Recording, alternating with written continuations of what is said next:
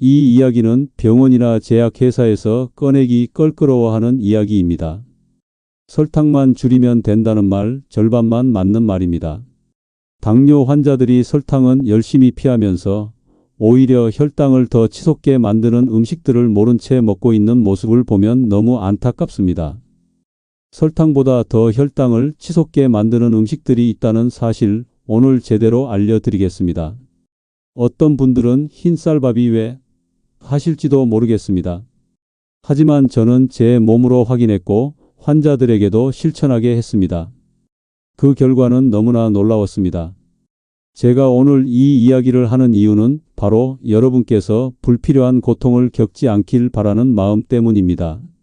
저는 85세, 40년 넘게 당뇨 환자만 연구한 박명호입니다. 제 진료실에는 매일 10명 이상의 당뇨 환자들이 찾아옵니다. 어르신부터 이제 막 당뇨 진단을 받은 40대까지 다양한 연령층의 환자들을 만납니다. 이제 은퇴할 나이를 훌쩍 넘겼지만 아직도 환자들을 만나는 이유는 제가 발견한 이 간단한 방법들을 더 많은 분들과 나누고 싶어서입니다. 저 역시 당뇨를 앓았습니다. 45세, 과로와 불규칙한 식습관으로 당뇨 진단을 받았죠. 처음엔 저도 설탕을 끊고 약에 의존했습니다. 식후 혈당이 200을 넘나들었고 점점 약의 용량이 늘어갔습니다. 환자를 치료하는 의사가 정작 자신의 건강은 관리하지 못하는 아이러니한 상황이었죠. 밤새 졸음과 싸우며 논문을 읽고 아침에는 제대로 된 식사도 못한 채 진료를 시작했습니다. 그렇게 10년을 지내다 보니 몸은 점점 나빠졌고 혈당 수치는 계속 올라갔습니다. 그러던 어느 날 진료실에 찾아온 92세 할아버지께서 저에게 되물으셨습니다. 선생님은 왜 저한테 약만 권하시나요? 선생님도 약 드세요? 그 질문이 저를 깨우쳤습니다. 할아버지는 계속해서 말씀하셨습니다. 난 평생 약 없이 살아왔어요.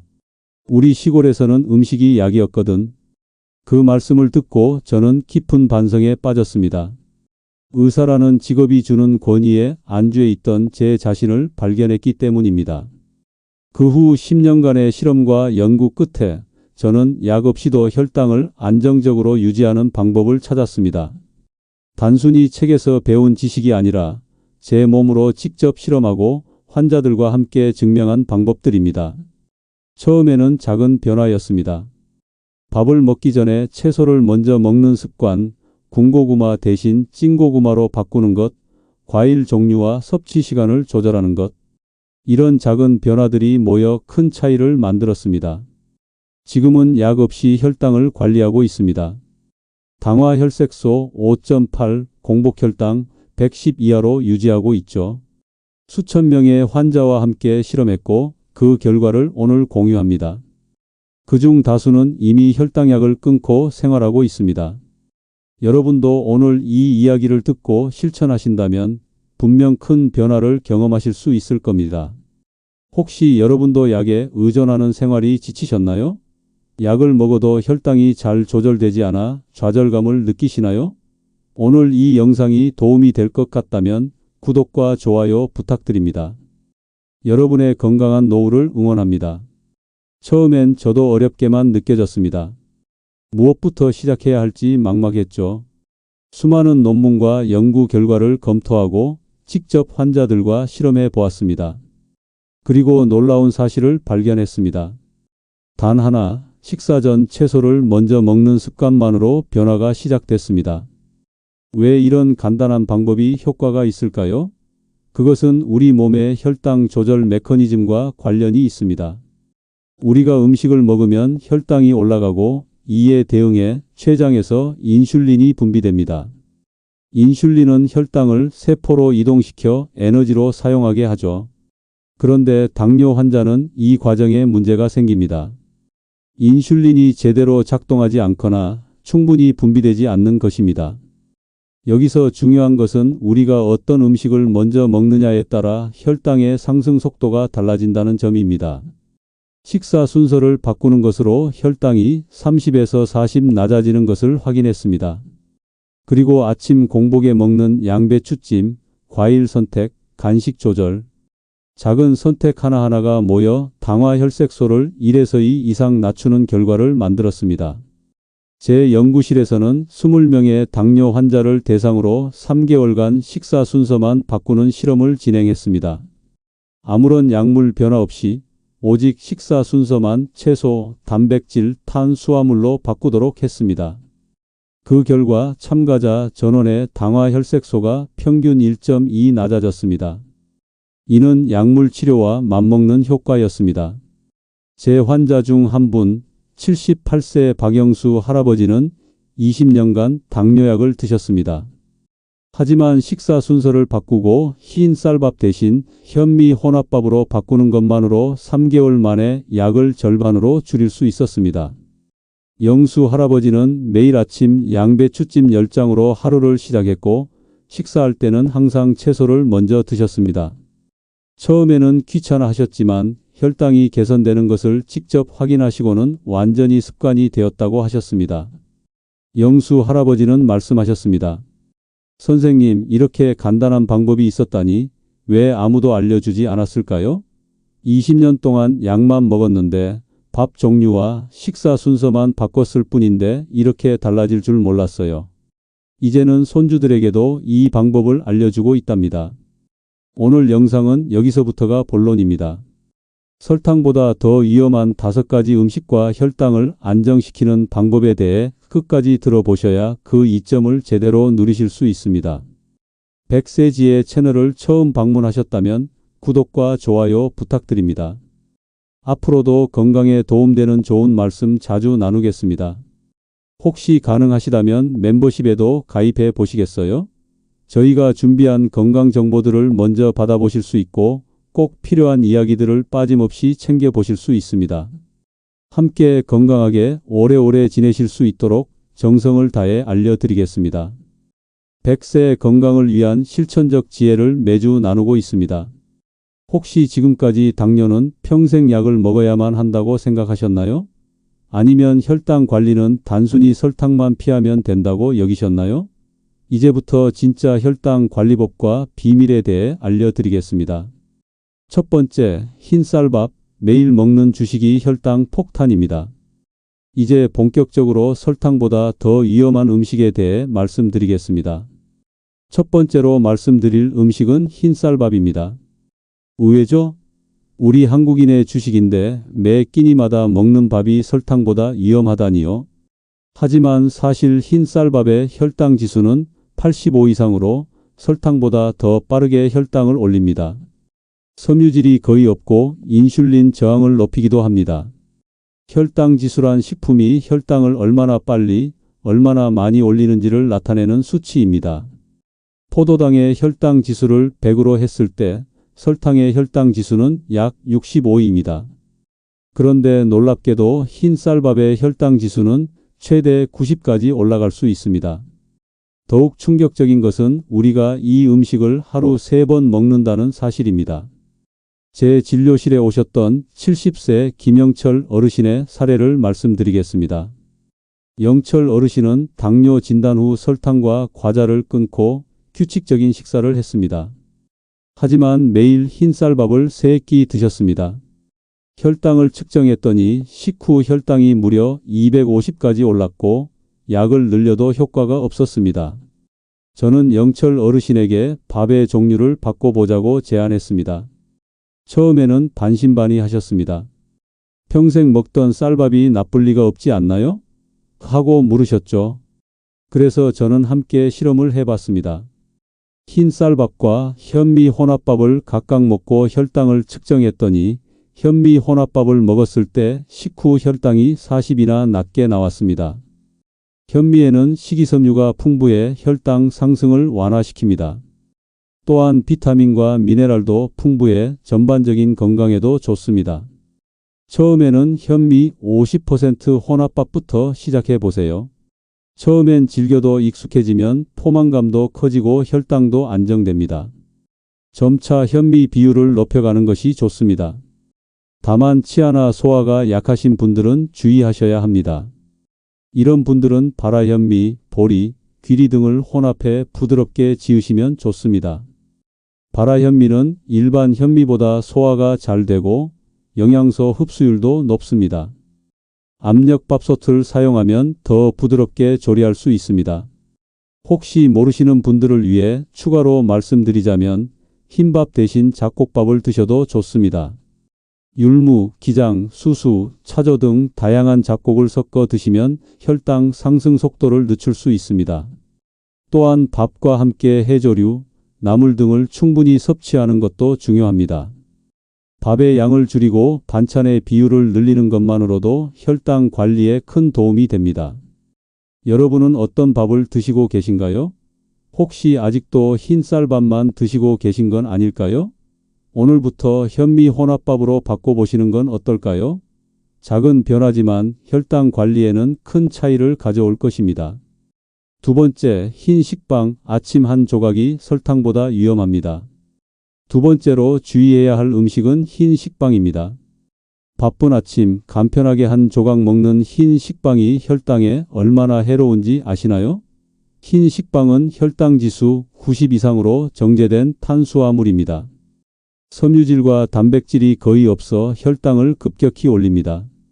정제된 밀가루로 만든 식빵은 소화와 흡수가 매우 빠릅니다.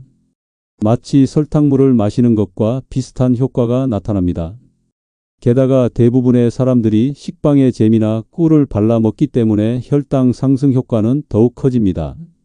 65세 정은자 할머니는 매일 아침 식빵에 잼을 발라 드셨습니다. 건강에 좋은 아침 식사라고 생각하셨죠. 그러나 식후 혈당을 측정해 보니 280까지 치솟았습니다. 은자 할머니는 매우 놀라셨습니다. 빵이 이렇게 혈당을 올릴 줄 몰랐어요. 커피에 설탕은 넣지 않았는데도. 제가 은자 할머니와 함께 식빵을 통밀빵으로 바꾸고 잼 대신 아보카도와 달걀을 곁들여 먹는 실험을 해봤습니다. 그 결과 식후 혈당이 280에서 140으로 크게 낮아졌습니다. 은자 할머니는 깜짝 놀라셨습니다. 같은 빵인데 이렇게 차이가 날 줄이야. 이제 알겠어요. 앞으로는 통밀빵만 먹겠습니다. 이런 문제를 해결하려면 어떻게 해야 할까요? 식빵 대신 통밀빵, 귀리빵을 선택하세요. 통밀은 식이섬유가 풍부해 혈당 상승을 완화시킵니다. 또한 잼 대신 견과류 버터나 삶은 달걀을 곁들이면 좋습니다. 단백질과 건강한 지방이 포만감을 주고 혈당 상승을 늦춰줍니다. 아침 식사로 빵을 선택할 때도 전체 식사 구성을 생각해야 합니다. 빵만 먹는 것보다는 샐러드, 삶은 달걀, 아보카도 등과 함께 드시는 것이 좋습니다. 특히 아침에는 단백질 섭취가 중요합니다. 두부, 달걀, 그릭 요거트 등을 함께 드시면 혈당 관리에 도움이 됩니다. 하지만 여기서 꼭 주의하셔야 할 점이 있습니다. 시중에 곡물빵이라고 써 있어도 실제로는 정제된 밀가루가 주 원료인 경우가 많습니다. 성분표를 꼭 확인하세요. 첫 번째 원료가 밀가루가 아닌 통밀가루인지 확인하는 것이 중요합니다. 또한 색이 갈색이라고 해서 모두 통밀빵은 아닙니다.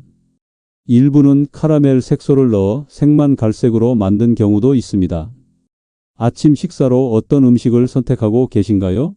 혹시 편리함 때문에 흰 식빵을 드시고 계신가요? 내일 아침부터는 통밀빵이나 삶은 달걀, 채소 등으로 바꿔보시면 어떨까요? 처음에는 불편하시겠지만 혈당 관리에는 큰 도움이 될 것입니다. 세 번째, 과일 주스. 씹지 않는 과일은 독입니다. 세 번째로 주의해야 할 것은 과일 주스입니다. 100% 천연 과일 주스는 건강에 좋다는 광고 많이 보셨죠? 하지만 당뇨 환자에게 과일 주스는 마치 설탕물과 다름없습니다. 100% 과일 주스도 혈당 지수가 매우 높습니다. 섬유질 없이 당분만 흡수되기 때문입니다. 과일을 통째로 먹을 때는 섬유질이 당분의 흡수 속도를 늦춰줍니다. 또한 씹는 과정에서 포만감도 느끼게 됩니다. 하지만 주스로 마시면 이런 이점이 모두 사라집니다.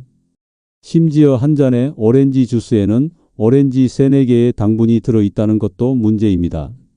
68세 송종원 어르신은 건강을 위해 매일 아침 오렌지 주스를 드셨습니다. 비타민C가 풍부해서 면역력에 좋다고 생각하셨죠. 하지만 공복 혈당은 계속 높았고 당화 혈색소도 8.0을 넘었습니다. 종원 어르신은 의아해하셨습니다. 설탕도 안 넣은 오렌지 주스인데 왜 혈당이 높을까요? 그래서 제가 실험을 제안했습니다. 아침에 오렌지 주스 한 잔 대신 작은 오렌지 하나를 통째로 드시도록 했습니다. 그리고 혈당을 비교 측정했죠. 결과는 놀라웠습니다. 오렌지 주스를 마셨을 때는 혈당이 80이나 올랐지만 오렌지를 통째로 먹었을 때는 30 정도만 올랐습니다. 종원 어르신은 이 결과를 보고 즉시 오렌지 주스를 끊겠다고 하셨습니다. 사실 주스의 문제는 단순히 당분뿐만 아니라 빠른 흡수 속도에 있습니다. 물에 녹은 당분은 몇 분 만에 혈액으로 흡수됩니다. 반면 통과일은 소화 과정이 필요하기 때문에 당분 흡수가 서서히 이루어집니다. 이는 혈당 스파이크급 등을 줄이는 데 큰 차이를 만듭니다. 과일은 씹어서 드시고 하루 한 번 80g 이하로 제한하세요. 성인 손바닥 크기 정도의 양이 적당합니다. 또한 딸기, 토마토, 블루베리처럼 GI가 낮은 과일을 선택하세요. 이런 과일들은 당분이 적고 항산화 성분이 풍부해 건강에 더 좋습니다. 하루에 여러 번 과일을 섭취하는 것보다는 한 번에 적당량만 드시는 것이 좋습니다. 특히 아침 공복에 과일이나 과일 주스를 마시는 것은 피해야 합니다. 공복 상태에서는 당분 흡수가 더욱 빨라지기 때문입니다. 또 하나 주의하셔야 할 점은 과일을 먹는 시간입니다. 식전이 아닌 식후 한두 시간 후에 단백질과 함께 드시면 혈당 급등을 막을 수 있습니다. 예를 들어 사과를 드실 때 치즈나 견과류를 함께 드시면 혈당 상승이 완만해집니다. 공복에 과일을 먹는 것은 혈당을 급격히 올릴 수 있으니 주의하세요. 여러분은 어떤 형태로 과일을 드시고 계신가요? 주스로 마시시나요? 아니면 통째로 드시나요? 오늘부터 주스 대신 통과일로 바꿔보세요. 그리고 꼭 식후에 적당량만 드시는 습관을 들이시기 바랍니다. 네 번째, 말린 과일, 한 줌이 설탕 몇 숟갈입니다. 네 번째로 말씀드릴 위험한 음식은 말린 과일입니다. 건포도, 말린 망고, 말린 바나나와 같은 건과일은 건강한 간식으로 많이 알려져 있습니다. 하지만 당뇨 환자에게는 숨겨진 위험이 있습니다. 건포도, 말린 망고 등은 수분이 제거되며 당 성분이 농축됩니다. 작은 양에도 당분이 매우 높고 혈당을 빠르게 올립니다. 생과일의 당은 수분과 함께 희석되어 있지만 수분이 빠진 건과일은 당 농도가 매우 높아집니다.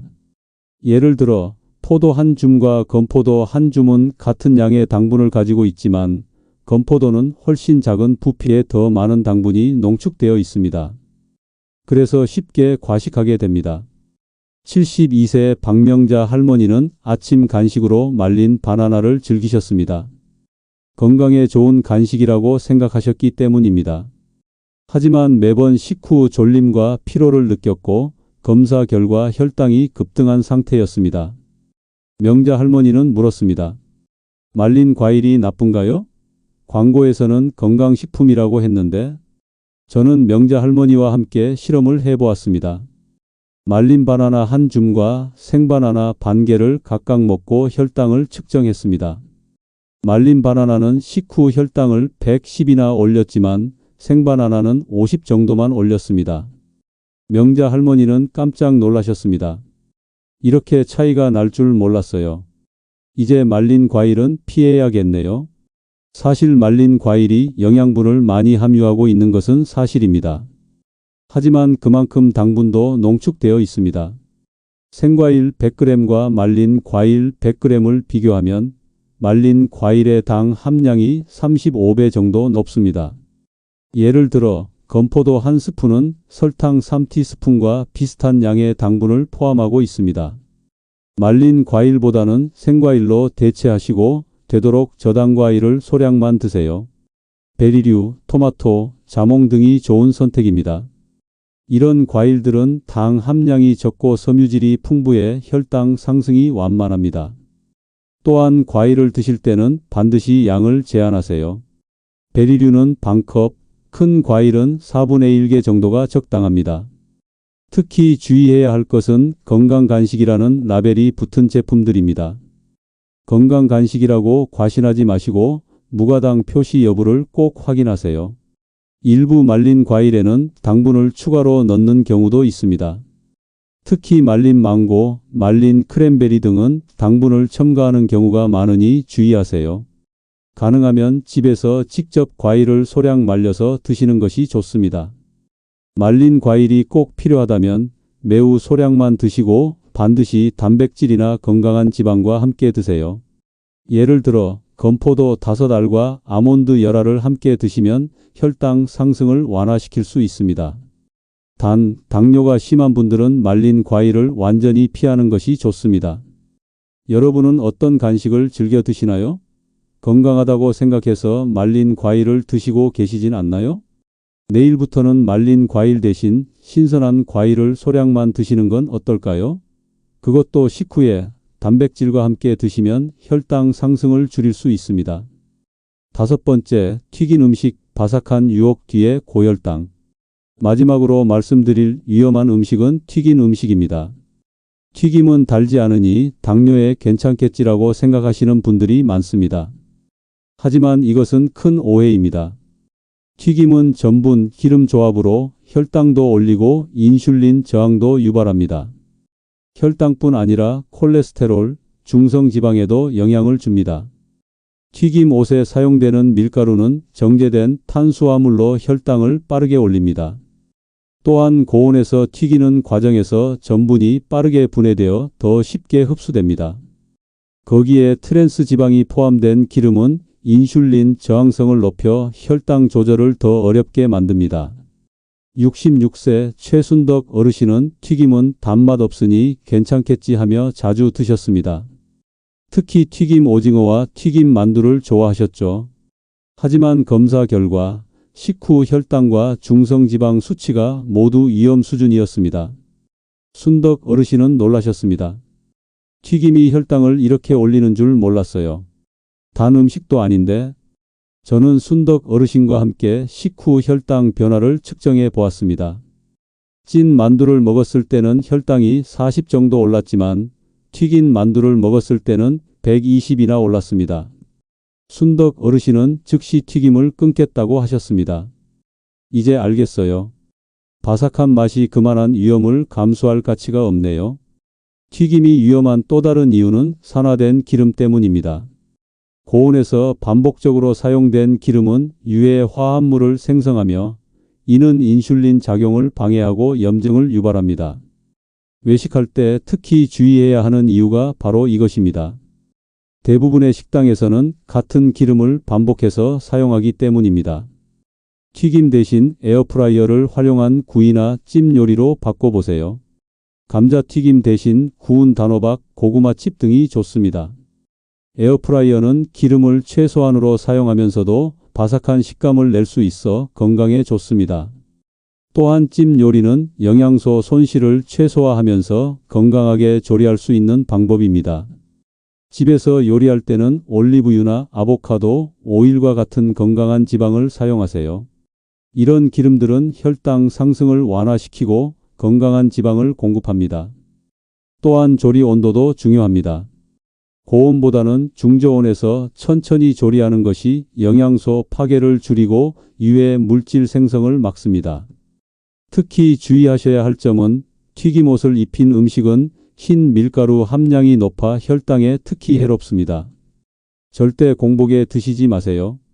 꼭 먹어야 한다면 채소를 먼저 드신 후에 소량만 드시는 것이 좋습니다. 또한 외식 시 튀김 요리 대신 구이나 찜 요리를 선택하세요. 여러분은 튀김 음식을 얼마나 자주 드시나요? 혹시 단맛이 없으니 괜찮겠지라고 생각하고 계시진 않나요? 오늘부터 튀김 대신 구이나 찜 요리로 바꿔보세요. 작은 변화지만 혈당 관리에는 큰 차이를 가져올 것입니다. 지금까지 설탕보다 더 위험한 음식들과 혈당을 안정시키는 방법들을 말씀드렸습니다.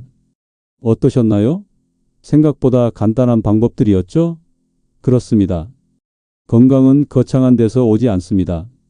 매일 실천하는 작은 습관에서 옵니다. 40년 넘게 당뇨 환자를 진료하면서 저는 한 가지 확신을 갖게 되었습니다. 당뇨는 절망이 아니라 새로운 시작입니다. 이 병은 우리에게 더 건강한 생활 습관을 갖도록 신호를 주는 것이라고 생각합니다. 하루 3번 식사 순서 하나만 바꿔도 혈당은 달라집니다. 의외로 많은 분들이 이 정도로 차이가 날 줄 몰랐다고 말씀하십니다. 오늘 말씀드린 내용을 요약하자면 첫째, 흰 쌀밥 대신 현미 혼합밥을 드세요. 둘째, 흰 식빵 대신 통밀빵을 선택하세요. 셋째, 과일 주스 대신 통과일을 소량만 드세요. 넷째, 말린 과일 대신 생과일을 드세요. 다섯째, 튀김 대신 구이나 찜 요리를 선택하세요. 이런 작은 변화들이 모여 큰 차이를 만듭니다. 당화 혈색소 7.5를 6.5로 그리고 더 나아가 5.5로 낮추어가는 과정에서 가장 중요한 것은 꾸준함입니다. 하루아침에 모든 것을 바꾸려고 하지 마세요. 한 번에 한 가지씩 천천히 바꿔가는 것이 성공의 비결입니다. 제 85년 인생에서 가장 큰 교훈은 건강이 가장 큰 재산이라는 것입니다. 돈과 명예는 건강을 잃으면 아무 소용이 없습니다. 저는 환자들에게 늘 말합니다. 지금부터 시작하세요. 내일부터가 아니라 바로 지금. 나이가 많다고 오래 알았다고 포기하지 마세요. 저도 60세에 시작했습니다. 그리고 지금 85세에도 약 없이 건강하게 지내고 있습니다. 오늘부터 실천해 보세요. 아침에 흰 식빵 대신 통밀빵으로 바꾸고 점심에는 흰 쌀밥 대신 현미 혼합밥을 드세요. 간식은 말린 과일 대신 생과일로, 튀김 대신 구운 음식으로 바꿔보세요. 작은 변화가 모여 큰 차이를 만듭니다. 지금 당장 시작하셔도 늦지 않습니다. 오늘 이 영상이 여러분께 희망을 드렸길 바랍니다. 당뇨는 관리할 수 있는 병입니다. 제 환자들 중에는 20년 넘게 당뇨약을 복용하다가 이런 생활 습관 개선으로 약을 완전히 끊은 분들도 계십니다. 물론 모든 분이 약을 끊을 수 있는 것은 아닙니다. 하지만 적어도 약의 용량을 줄이고 건강한 상태를 유지하는 것은 충분히 가능합니다. 이 영상이 도움이 되셨다면 구독과 좋아요 부탁드립니다. 다음 시간엔 단백질 섭취의 핵심 기준에 대해 알려드리겠습니다. 어떤 단백질이 당뇨에 가장 좋은지, 얼마나 먹어야 하는지 자세히 알려드리겠습니다. 쉽게 실천할 수 있는 단백질 레시피도 준비해 오겠습니다. 지금 당신은 어디서부터 바꾸시겠습니까? 85세 노인의 경험담이 여러분의 건강한 삶에 작은 도움이 되길 바랍니다. 감사합니다.